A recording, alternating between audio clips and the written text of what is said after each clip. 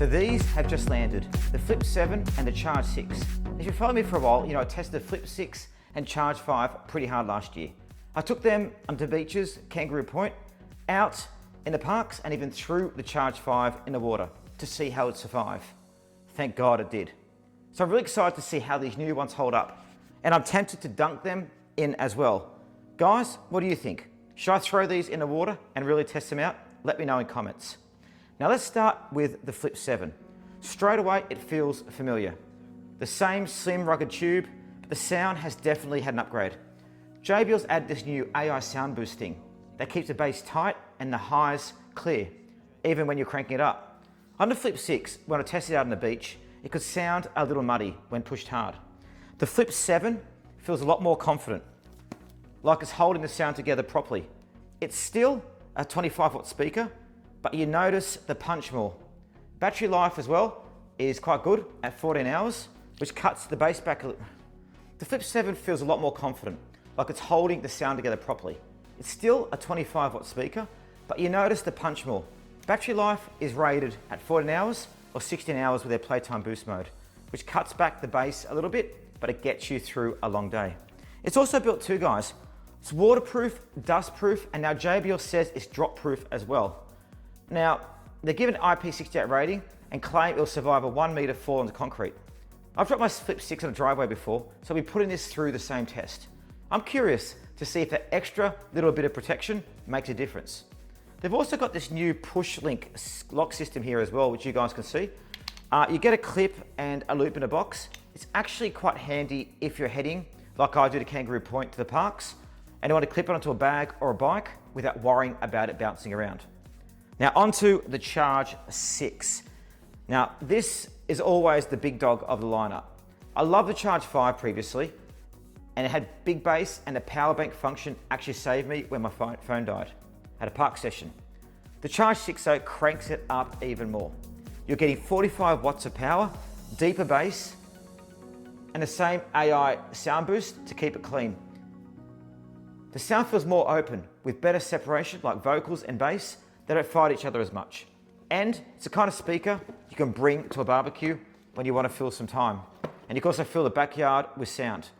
Battery life as well is massive. You get 24 hours standard, whoops, still dropped, 24 hours standard, or 28 hours with the playtime boost. And you can go all weekend on one charge. And of course, it still doubles as a power bank with USB-C. So you charge your phone while blasting music.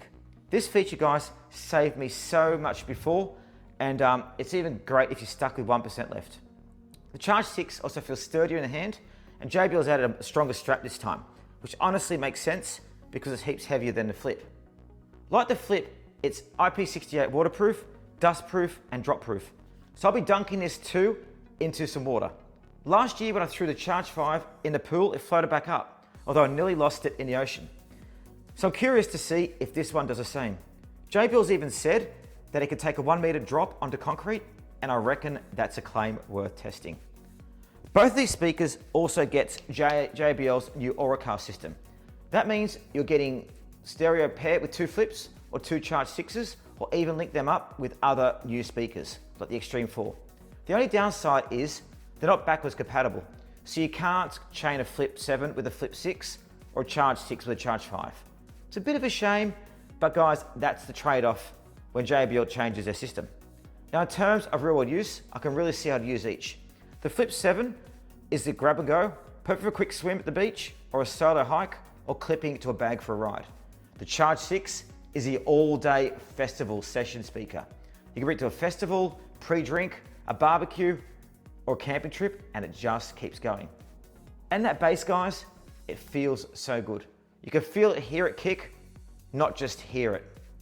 Other reviewers have said the same thing. The Charge 6 has more depth of detail, while the Flip 7 has improved clarity compared to the Flip 6. From my early listening, I'd agree. They're both stepped up, and with the new 7-band EQ in a JBL portable app, you can tweak them more than way before.